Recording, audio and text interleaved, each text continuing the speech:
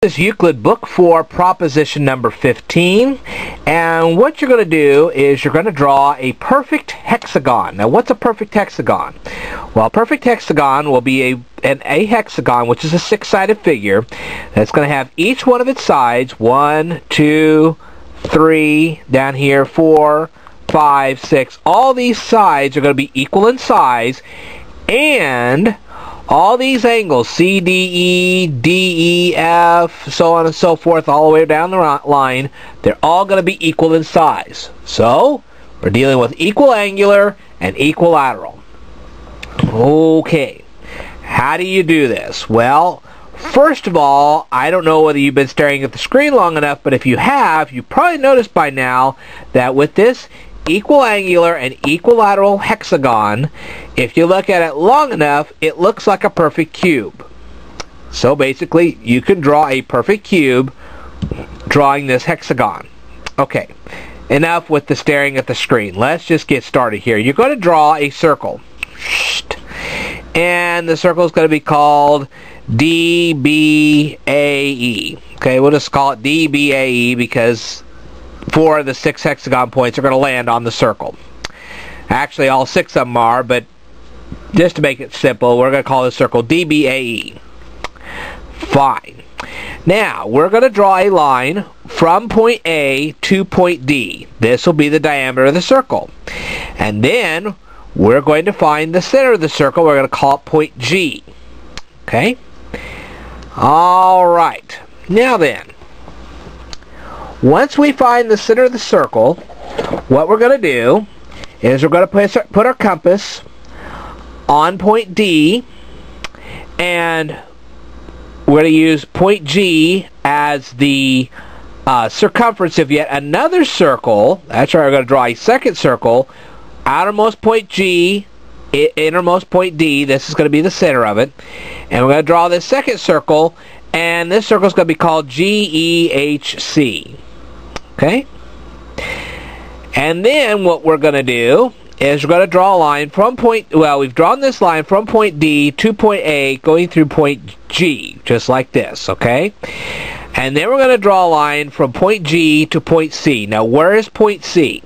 It is the intersection of the two circles, okay? The two circles will intersect at point C and point E. Alright, so we draw a line from G to C and G to E, and then we extend GE down to B, and we extend GC down to F. Okay? This is where your proof is going to begin. Alright. Why is GE and GD the same size? Well, already I have a circle are equal. Alright, DE, which is right here, is going to be equal to DG. Why is this? Because already I have a circle are equal. Remember, D is the centermost part of circle HCGE. Okay, so DG and DE are going to be exactly the same size. Therefore, by the transitive property, DG equals GE, GE equals ED, and ED equals DG. Okay, so far so good. Now, GD and GC are exactly the same size. Why? Because all radii of a circle are equal. Likewise, DC and DG are exactly the same size. Why? Because all radii of a circle are equal. And by the transitive property, DC equals CG, which then equals GD. So all these sides are equal in size. Alrighty then. Now, that makes triangle EGD equilateral. Okay? EGD is an equilateral triangle. And EGD and GDE are equal in size. Well, where's EGD? EGD and GDE, GDE. Okay? This one is equal size to this one. Why? Because of Euclid Book 1, proposition number 5. Alright. And then we can go on to say that, okay, we've already established that EGD and GDE are equal in size. We can now go on to say that GDE and DEG are equal in size, because all radii, not all radii of a circle are equal, because of Euclid Book 1, proposition number 5. Okay? And then we can go on to say that angle DEG is equal in size to EGD. And again, that's by Euclid Book 1, proposition number 5.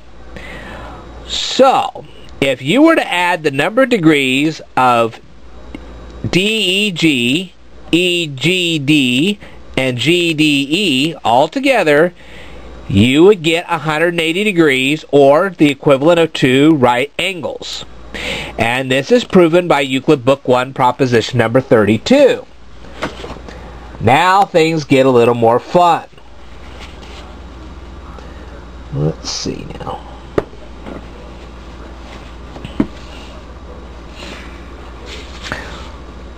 Alright, I'm going to stop this right here, and I will tell you more in my next video. Stay tuned.